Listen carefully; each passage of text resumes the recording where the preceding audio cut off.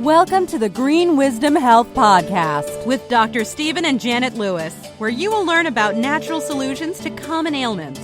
And now, here are your hosts, Dr. Stephen and Janet Lewis.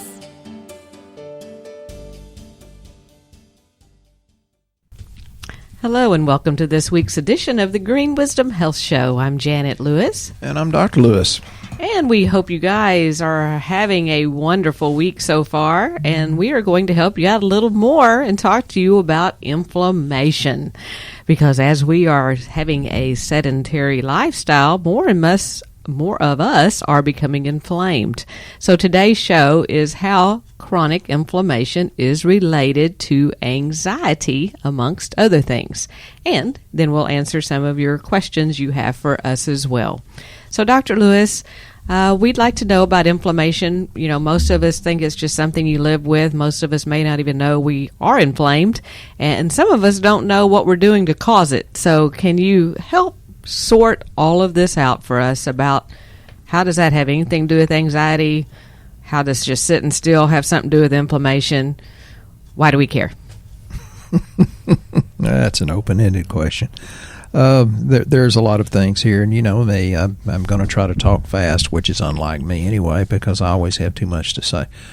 I think the bad news is that time flies, and the good news is you're the pilot. So, you know, you can get it done. You can make decisions that can have a positive impact on you and your family. As far as inflammation and sedentary lifestyle, well, one thing I think is creating more inflammation being sedentary is staying on social media and hearing all this stupidity that's been bounced around, where if you put the voice of reason out there, you get attacked for it. So stay off social media, go out and walk in the woods. That definitely creates a lot of anxiety as well. Yeah, because stupid's just all over the place. There's many things that can create inflammation and blood sugar imbalance, and that's most people have metabolic syndrome or prediabetes, mental and emotional stress, which we just talked about. And I'll get back into these if you'd like. Sleep cycle disturbances. I'm glad to hear Melissa's finally sleeping a little bit better, and it takes time. Inflammation, there's different areas where you could look for signs and symptoms of it. Musculoskeletal, me being a chiropractor, I always wondered, well, I'm good at nerves and muscles and musculoskeletal stuff, but what are the missing nutritional links? And so if you suffer from headaches, muscle, back, or joint pain, gastrointestinal, if you suffer from things like IBS, Crohn's disease, or diverticulitis, dermatological, if you have skin problems, do you suffer from hives, eczema, psoriasis? Respiratory, do you suffer from asthma, bronchitis, seasonal allergies, or hay fever?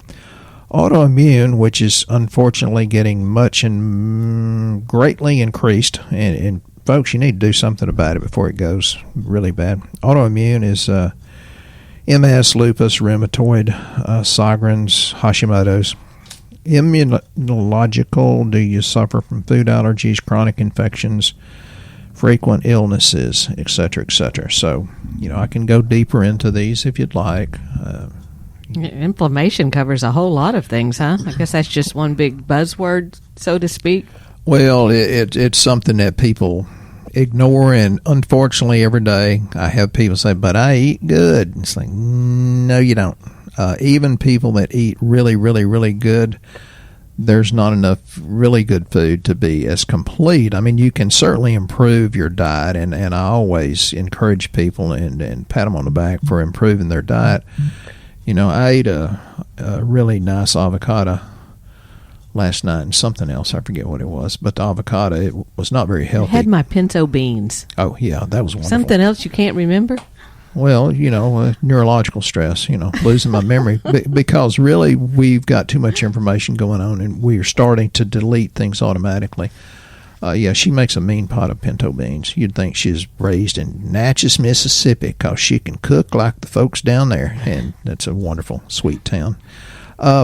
Yeah, the avocado wasn't healthy because when I whacked the seed with a knife and tried to twist it out, I cut my thumb, just barely, thank God. That's a sign of an unhealthy avocado, or that's a sign of you getting injured trying to eat an avocado? Well, eating healthy might be a good excuse. That what goes back to, I hear people give me excuses all night long. Last night, this sweet lady says, well, I don't supplement much, and this has gone downhill, and I'm going to have surgery for this. And it's like, well, you watched your mother die and told me several times, I wish my mama had kept with your program. She would have lived longer and healthier. You watched your sweet aunt die, and I love this lady's aunt. I even told Janet, if I croak before she does, I want her speaking at my funeral, because she could write letters to me that make me cry. And it's like, uplifting women, but they died early because they didn't continue to feed their body. And now the daughter's doing the same thing. And it's like, well, I fill up my truck. If you want to continually go, you've got to continually put nutrients into the temple of the Holy Spirit. The thing you've got to realize, if it's important to you, you're going to find a way. If it's not important to you, you're going to find an excuse. So, and I'm sorry, I try to be polite, but sometimes I just want to, well, it's not always easy for me to be polite, because I've seen so many people die that had the answer. So here's the deal. Well, it's a lot of work. I mean, I get where people go, oh man, this is just too much. I got to carry pills with me. I've got to sort them out. It takes a lot of effort to stay healthy. Or you could just do nothing and disease comes up and slaps you on the butt and bankrupts you. I've seen that so many times, which unfortunately tore up a lot of marriages because of the financial stress. Folks, you got to make an investment in your health, because disease is coming. And I don't think this is necessarily alternative. I think it's complementary, because there's many times people say, well, I have this, and this. Well, see your gastroenterologist or whatever the appropriate doctor is. It's always good to get 2 or 3 opinions, but no excuses. If you want it, you can have it. You just have to make the effort. I mentioned metabolic syndrome, prediabetes, diabetes. Folks, if you're 10 pounds overweight or more, you're inflamed. If you're 10 pounds overweight, you're going into fatty liver, and that can be people that don't even drink alcohol. Non-alcoholic fatty liver disease is very, very prevalent, and if you're consuming high fructose corn syrup, that's later in the notes, but I was afraid I wasn't going to get around to it. High fructose corn syrup, nasty, horrible thing. Okay. And also, going back to anxiety about that correlating to inflammatory problems, if your body's inflamed, you're going to feel anxious, correct?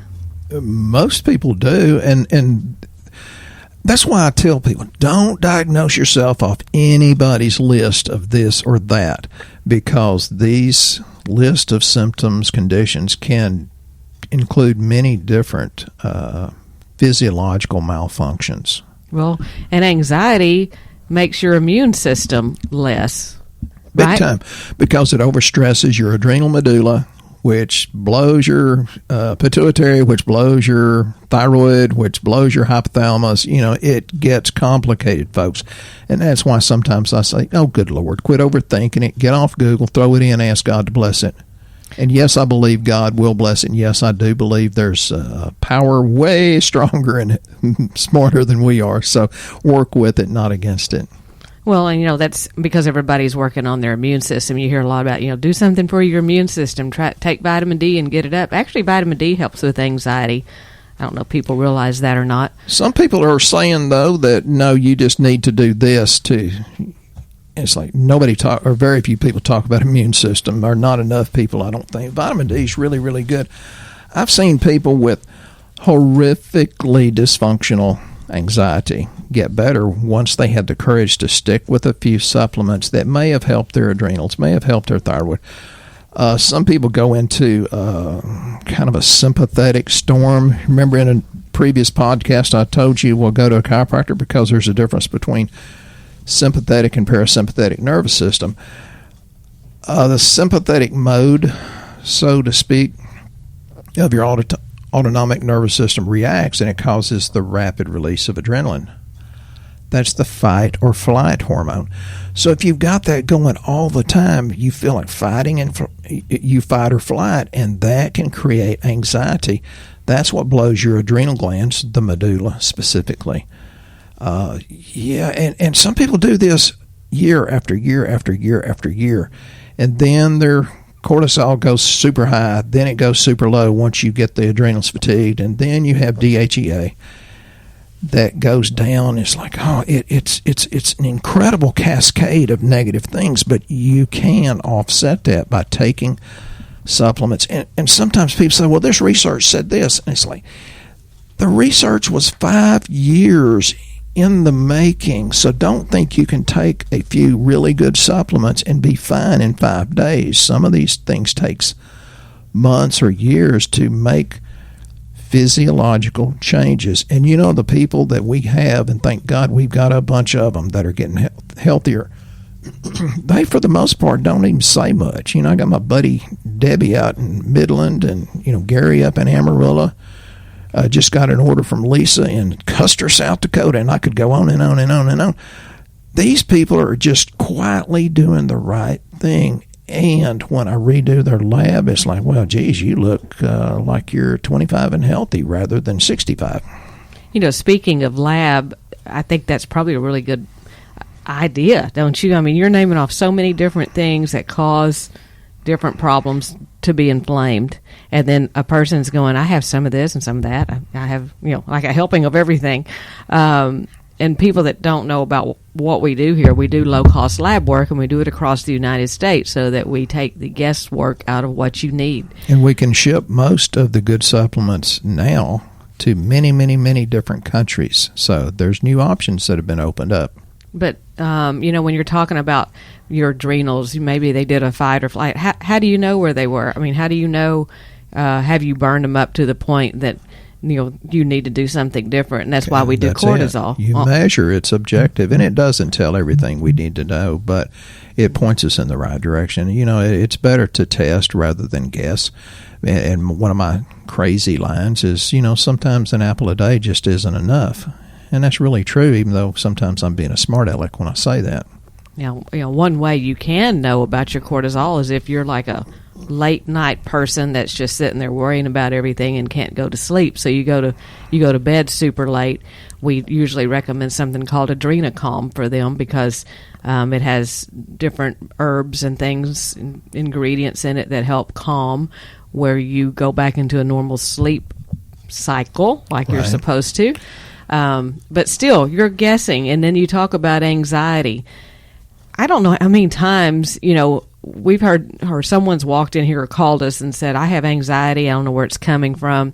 And we'll run lab, and their iron levels are extremely low. They're ferritin, not the one that's just on the basic CBC you see at every doctor's office. Yeah, ferritin is stored iron. That's the cat's meow. But if that's low, you're going to have anxiety.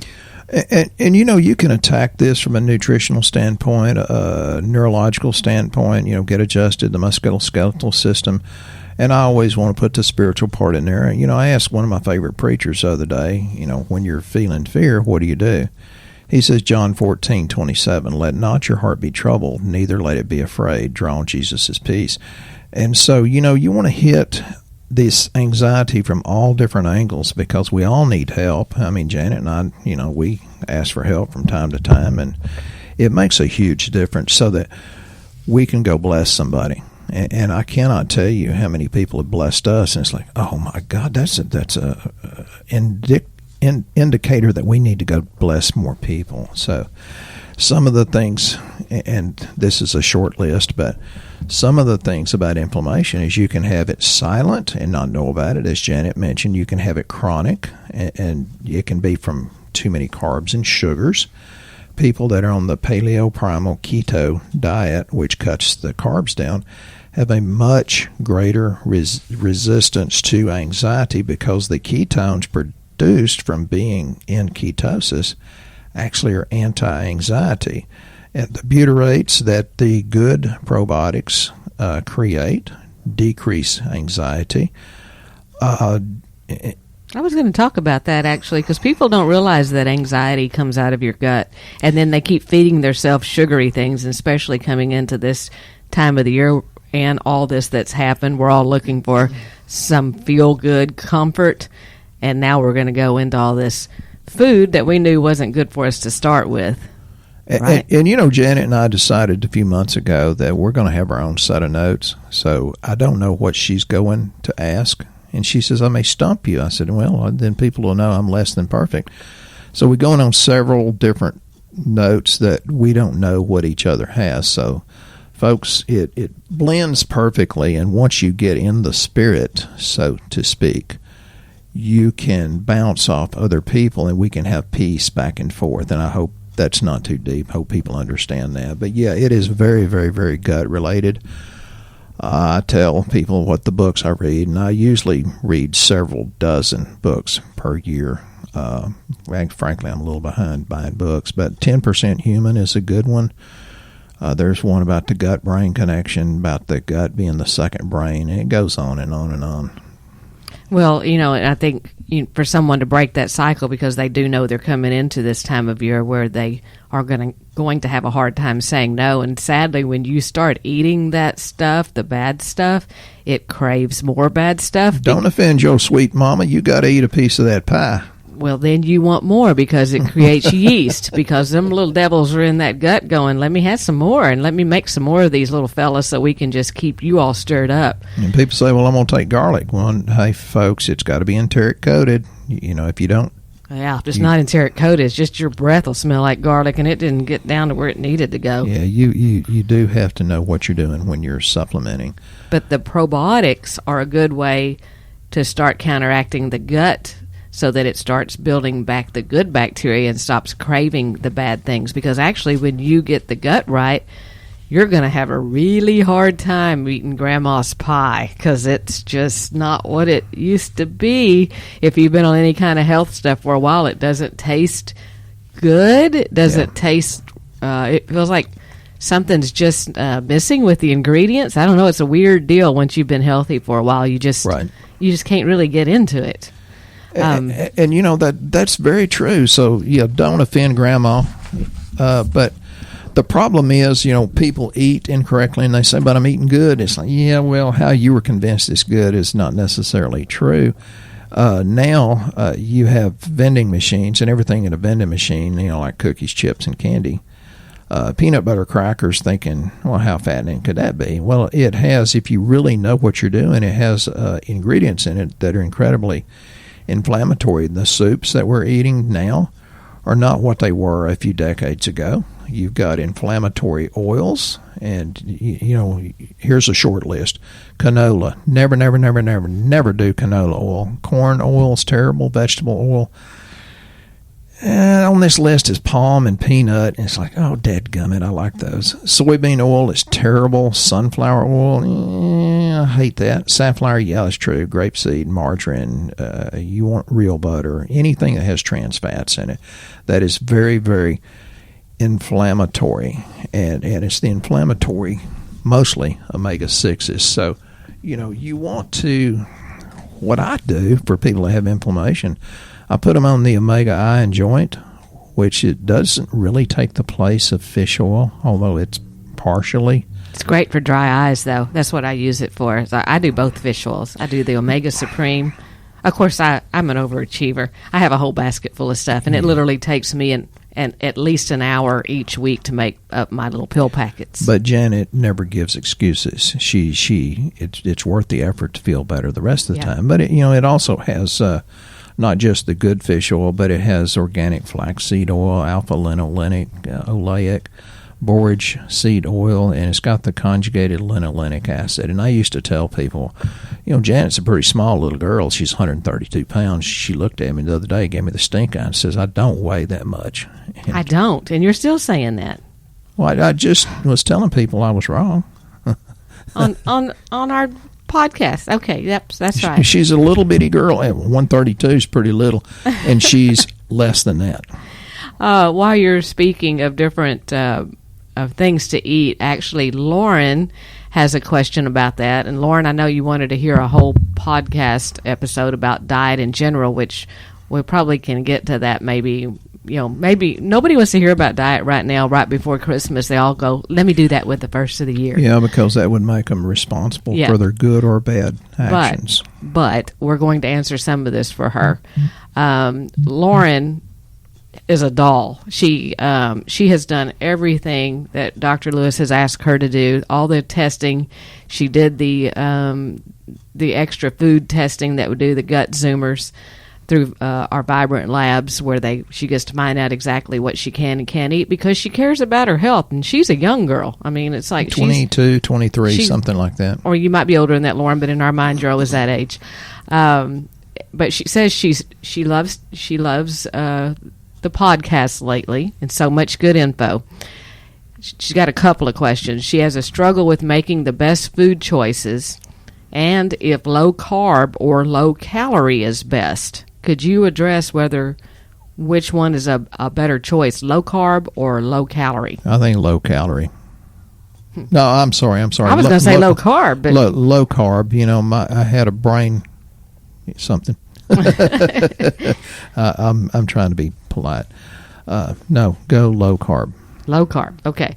Oh, because there's something. Sorry, I'm interrupting. It came back. Okay. Yeah. One of the things I didn't get to is there's plenty of evidence that grain causes inflammation. Yes, I know. I eat corn because wheat is horrible for me, but corn's not much better. So grain would be a low calorie but not good for you, or low carb? Go low carb, but and people say, well, what about this and what about the ancient grains? It's like, yeah, I know there's a major difference in genetics. So if you want to go to the ancient grains, just still do very, very little of them. But always make sure you follow what was on your food zoomer test, because some of those things that should be good for some people, you think they actually have a problem with. That's why we recommend doing that on the people that can't get well. Yeah, and you have to have a lot of faith that goes with that too, because I got one at one of the big Zoomers that's coming in, and the lady saying, well, don't you think we need her? I said, you're already negating what hasn't come in, and your problem is you're staying on Google and you're getting so overly excited because your sympathetic nervous system is going berserk. And I said, you're making these decisions out of fear, not faith. Folks, I'm telling you, what you think, you're going to draw more to you. So think faith-filled things. Think things that are what you want rather than what you have. And that makes a huge difference in your outcome. Please consider that. Well, Lauren also says she started to work out and she's not sure how to adjust her diet in order to get more protein due to working out. So what would you suggest that she does? You get the perfect plant protein. It's organic, made in the USA, and take digestive enzymes with it and probiotics. Perfect plant protein is a product we have here. Yeah. Yeah, it's a shake that does help. A lot of people drink that before they go work out because it has... it's so well digested. It's going to assimilate much better. And most of the proteins on the market I wouldn't touch. They're that horrible. Yeah, everything in this is organic and grown in the USA, believe it or not. She also has another question. She would love to hear more about women's hormones in general, but especially more information about going on birth control and how to supplement and adjust your diet when doing so. Interesting.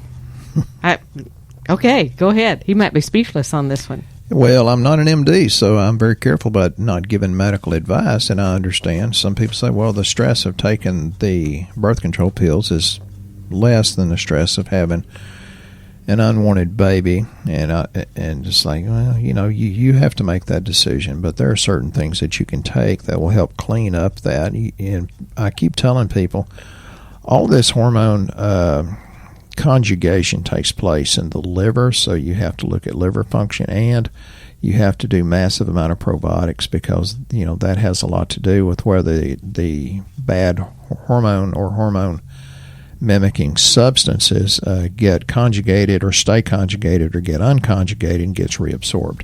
So good probiotics are always a good thing, and always watch liver function, which we do when we do the lab. And the other thing is, when our daughters were going through all of that, we suggested to them to do the copper IUD instead of the regular birth control pills. And people are like, oh, you get toxic from copper. But actually, that's not as bad as what you're getting toxic from with the other one. So they had very good luck with the copper IUD. So you might look into that as well. and then that would kind of balance everything back out. And then our DIM, which you don't want to do DIM. Well, you don't want to do much DIM if you're on birth control pills because you don't want to counteract what you're trying to achieve there. But there's other ways to offset that. Right, but DIM does help that as well. So thank you, Lauren, for the questions. We will look at doing episodes in the future on women's hormones and diets in general, but probably right after we get through the holidays. So we'll have more interest in that. And apparently we don't have much interest in why Christians get sick because only Troy said, yeah, he'd like to hear about that. So no scripture shoved down your throat, which I don't do much shoving anyway. It's like, well, here it is. It's like a cafeteria. Take what you want. Rebecca has a comment about after implementing the supplements with the eating program, I initially noticed some radical and positive changes. We love hearing this, and that's why we always tell people we're trying to give them hope where it's not just us going, hey, yeah, our products are different, because half of you out there are going, no, they're not. We'll just buy them off Amazon. Just tell us what you're talking about, and we'll get them there.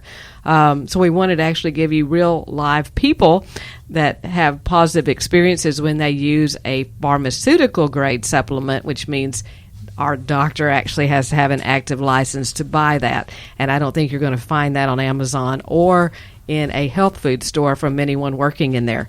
So thank you, Rebecca, that she noticed some positive changes, like decreased anxiety and depression. And we're talking about that today. I'm glad you're bringing that up, Janet, because I don't remember reading that. So, Rebecca, I'm glad to help. And she has improved focus. She has motivation and energy. She has improved texture of skin on her feet, which y'all all think the skin don't have anything to do with gut-related issues. But the skin actually, when the trains don't come through the tunnel like they're supposed to, which is every time you eat a meal within 30 minutes to an hour, roughly, you should be having a bowel movement. And if you're not doing that, guess what starts looking really bad? Well, the skin and the lungs are secondary detoxification pathways. So if you're not getting the toxins out through the urinary bladder, the kidneys and urinary tract, then or colon, then it comes out the skin, and then you have problems there. Right. So acne, rashes, bad breath. Yeah, lumpy skin. It's lumpy skin. It's stuff that it's toxic, so it's not passing like it should. She has decreased pain and inflammation. Wow, it's what we were talking about. This is amazing. And I appreciate the positive influence there that you have on me, Rebecca, because when people like you and Lauren email us or call me, it helps me want to continue to do this. She also has decreased indigestion and heartburn because she's not inflamed, right? Yeah, but I tell people, are you losing weight because of what you're eating or because of what you gave up? Sometimes if you just give up the grains are, I mentioned corn because we're heavily influenced by the Hispanic culture here, and that, they do a lot of corn. What do you make a cow fat with? You feed them corn. Or other grains. And that takes care of me wanting Mexican food for lunch today. Actually, I know whenever I start craving that, it's because of anxiety. And I know better because you will pay for that later with allergies and inflammation, because it's a very highly allergic to me. Well, for some people, yeah. And I talk about drinking a lot just because I'm a Baptist and they told me not to. Really, when I get stressed, I do sugar. I'll hit the Bluebell, or sometimes it's the salty Fritos and things like that, but I'm not a big drinker. So be careful what you do when you get stressed, and take notice. Do you increase your sugar? And for God's sake, if it says diet and you're overweight, stay away from it. Diet stuff is not good. You need to stay away from fake sugars. They're worse than sugar. Just have the real stuff. Rebecca also says her sleep's improved and she's taking fewer medications, and she had one word: awesome. So we're excited for her. We're excited that she is noticing a difference. People need to stick with it. God didn't make a baby in a couple of days. It takes 9 months. And with natural medicine, we tell people you need to give it at least 3 before you decide if it's doing any better. And then run follow-up lab work so we can prove to you on lab, if you've been taking everything, it is making a difference. And speaking of that, we were talking about the lab earlier. The minimum panels we do are 12 panels, not your 1 to 3 you're getting at your doctor's office, because we do not involve insurance, so we want to see it all.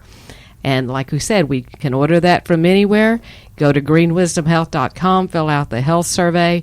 If you guys are listening out there and have not done your lab in the last year, you need to do your lab. It does change, and if you think you got it figured out but you still don't feel good, I promise you it's not what you think. The lab always shows something different. Right. And Dr. Lewis, we have come to the end of our show again, but we always enjoy that you inspire us at the end and give us a really good, blessed week. So please go ahead. I hope that's true for y'all, because I keep Janet drunk because she keeps liking me, and I'm teasing. But one thing I didn't get around to is for chronic inflammation, do the turmeric complex. That's one of our products. A lot of companies say, well, this has a lot of turmeric. What they'll do, they'll measure it in the blood, not what actually can get into the cell. This one works. There's plenty of research that says different mushrooms work. That's the immune essentials. And, considering what's going on in the world now in 2020, you need your immune system, and they're very highly researched stuff. The Joint Support Max. Just take something, make sure it's good. And as far as the inspirational part, I want you to think about this for a while, and I think it's true, but the further society drifts from the truth, the more it will hate those who speak the truth. And then on a lighter note, the truth is that you really always know the right thing to do, but the hard part's doing it. So get a coach, someone you love, someone you trust, and let them help motivate you and to better health and being happier. It can be a better and better world, and Janet and I are just very dedicated to making it better. So bless you. And thank you for all of the people out there that are listening that do allow us to help you with your health. It's a real blessing to us as well. And you guys have a great week. We'll be here next time on the Green Wisdom Health Show. Once again, our show has come to an end, but your hope in your health is only beginning. If you or a loved one are in need of a different outcome and are waiting for a brighter future, take the first step and go to our website and fill out the health survey. Please don't keep us a secret. If you know someone that could benefit from this podcast, please share this show with your friends and family. You're only one step away from a life worth living.